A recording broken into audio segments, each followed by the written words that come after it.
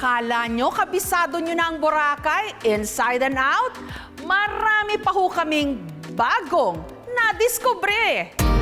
Kung akala nyo nagawa nyo na lahat ng activity sa Boracay, heto ang magpapalipad sa inyo pabalik sa isla, kung saan ang mga turista lilipad sa tila magic carpet ride sa ibabaw ng shining, shimmering, splendid na tubig dagat.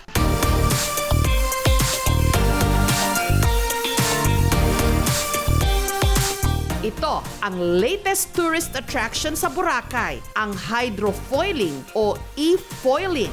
Paandar ng Czech national na si Nico. Thanks to Instagram, unfortunately, that I saw some video with a drone and someone was flying above the border. And I was like, oh my God, it's eco-friendly. There's no gas, there's no pollution. Sa hydrofoiling, para ka lang daw nagsusurfing. Pero ang kanilang sasakyang surfboard, electric-powered o battery-operated. Meron din itong wings at propeller sa ilalim na gaya sa eroplano na nakokontrol gamit ng isang remote. At pag pinaandar na ito, maaari mo na raw mapasyalan ang dalampasigan ng Boracay. Mula Station 1 hanggang Station 3 sa loob lang ng 10 minutes.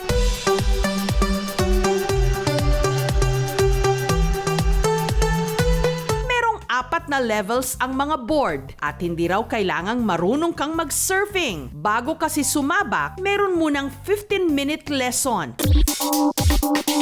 Kasama ang nag-iisang hydrofoiling instructor sa isla, si Limuel.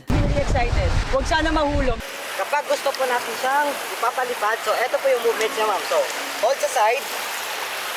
And then, ito po yung movements, ma'am. So, back, and then front. Back, and then front. Kapag maalon, may counting challenge na lang talaga, ma'am, na makapag-balance ka. Pero pag flat water naman, super dali po siyang magamit. Kapag nakaangat pa talaga yung board sa ibaba ng tubig, parang lumilipad ka na din talaga. Nahulog ako ng mga 2 times pero okay naman. May mga magga-guide naman so wala namang problema. At dahil 4 pa lang ang hydrofoil board ni Nico kada araw, hanggang 5 turista ang pwede nilang i-accommodate. Ang renta mula 3,500 pesos kada 30 minutes hanggang 6,000 pesos kada oras.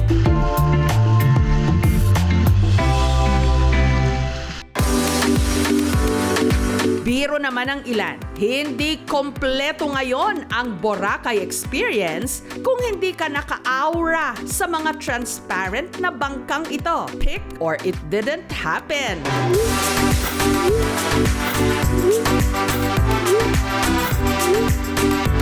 Ito ang laging trending na crystal kayak photoshoot. Ang itinuturong nagpauso ng ganitong paandar sa isla, ang mga bangkero ng Boracay na tourist guide na rin, ang Sigbin Boys. Nagsimula po ito noong November 2021. Nung napicturean ko yung isa, sa yung pamilya, tumayo ako sa crystal kayak. Tapos nung napindot ko na yung wide angle na phone, maganda pala. Ang mga kuha ni Judel, IG o Instagram worthy. Kahit pa, hindi naman daw sila professional photographers. At lahat daw, napapasexy nila. Gamit ang uso ngayong 0.5 o 13mm camera setting sa inyong cellphone. At huwag ka, dahil may naka-ready na silang peg ng mga pose ng kanilang kliyente. May sakit ulo pose at sakit tiyan pose. Hanggang sa mga pose na nakadapat nakahiga. Wala naman yan sa cellphone, nasa photographer yan. Pero walang wide angle, yung photographer na bala gumawa ng diskarte dyan. Ang first-timer sa Boracay na si John, hindi pinalagpas ang crystal kayak photoshoot. Aura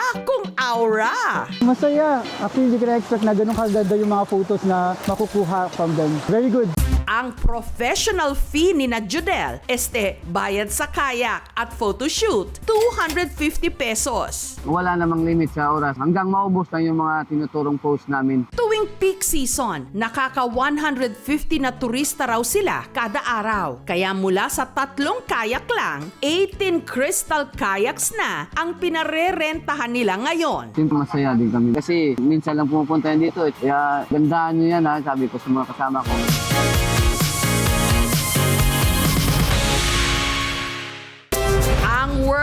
mas na ganda ng Boracay, hindi lang sa ibabaw ng tubig makikita, pati na under the sea.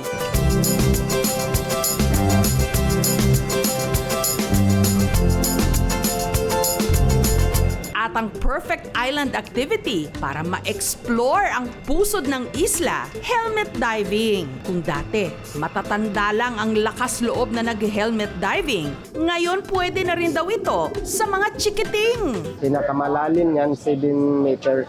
Hindi yan pwede sa mas malalim. Ang challenge lang daw kung bata ang sisisid, ang water pressure sa ilalim. Kailangan pigain yung ilong tapos isingay. Yung divers nakahawak talaga sa bata hanggang sa ilalim, hanggang sa siya makarecover na palabasin yung pressure sa tainga. Kung hindi kasi yun matanggal yung pressure, hindi siya makababa kasi masakit sa ulo yun.